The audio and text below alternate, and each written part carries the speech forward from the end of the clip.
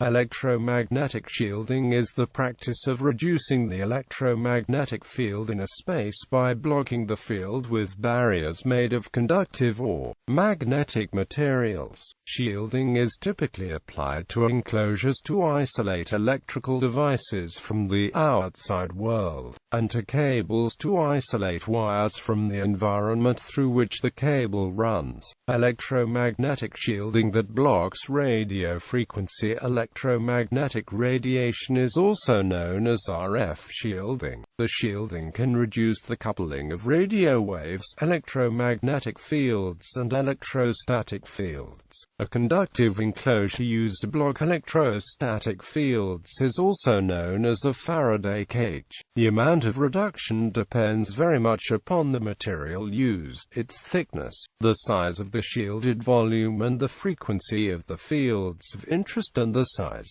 shape and orientation of apertures in a shield to an incident electromagnetic field. Materials used. Typical materials used for electromagnetic shielding include sheet metal, metal screen, a metal foam. Any holes in the shield or mesh must be significantly smaller than the wavelength of the radiation that is being kept out, or the enclosure will not effectively approximate an unbroken conducting surface. Another commonly used shielding method, especially with electronic goods housed in plastic enclosures, is to coat the inside of the enclosure with a metallic ink or similar material. The ink consists of a carrier material loaded with a suitable metal, typically copper or nickel, in the form of very small particulates. It is sprayed onto the enclosure and, once dry, produces a continuous conductive layer of metal, which can be electrically connected to the chassis ground of the equipment, thus providing effective shielding. RF shielding enclosures filter a range of frequencies for specific conditions. Copper is used for radio frequency shielding because it absorbs radio and magnetic waves. Properly designed and constructed copper RF shielding enclosures satisfy most RF shielding needs, from computer and electrical switching rooms to hospital CAT scan and MRI facilities. Example applications. One example is a shielded cable, which has electromagnetic shielding in the form of a wire surrounding an inner core conductor. The shielding impedes the escape of any signal from the core conductor, and also prevents signals from being added to the core conductor. Some cables have two separate coaxial screens, one connected at both ends, the other at one end only, to maximize shielding of both electromagnetic and electrostatic fields. The door of a microwave oven has a screen built into the window. For the perspective of microwaves, this screen finishes a Faraday cage formed by the oven's metal housing. Visible light, with wavelengths ranging between 400 nanometers and 700 nanometers, passes easily through the screen holes. RF shielding is also used to prevent access to data stored on RFID chips embedded in various devices, such as biometric passports. NATO specifies electromagnetic shielding for computers and keyboards to prevent passive monitoring of keyboard emissions that would allow passwords to be captured. Consumer keyboards do not offer this protection primarily because of the prohibitive cost. RF shielding is also used to protect medical and laboratory equipment to provide protection against interfering signals, including AM, FM, TV, emergency services, dispatch, pages, ESMR, cellular, and PCS. It can also be used to protect the equipment at the AM, FM or TV broadcast facilities.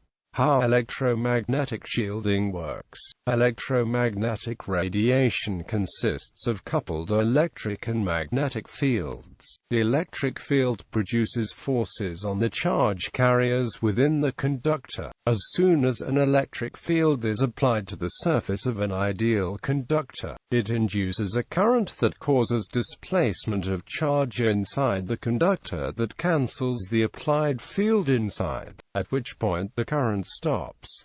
Similarly, varying magnetic fields generate eddy currents that act to cancel the applied magnetic field. The result is that electromagnetic radiation is reflected from the surface of the conductor. Internal fields stay inside, and external fields stay outside.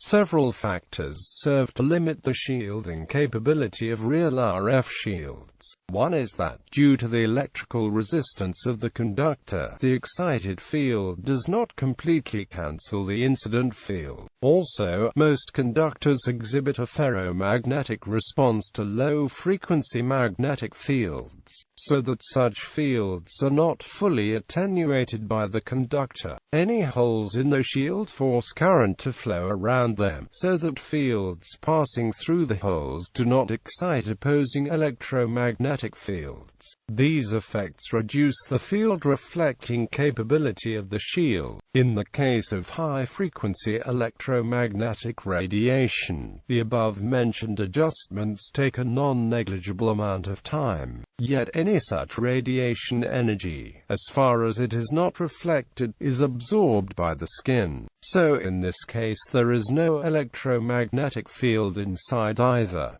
This is one aspect of a greater phenomenon called the skin effect. A measure of the depth to which radiation can penetrate the shield is the so-called skin depth.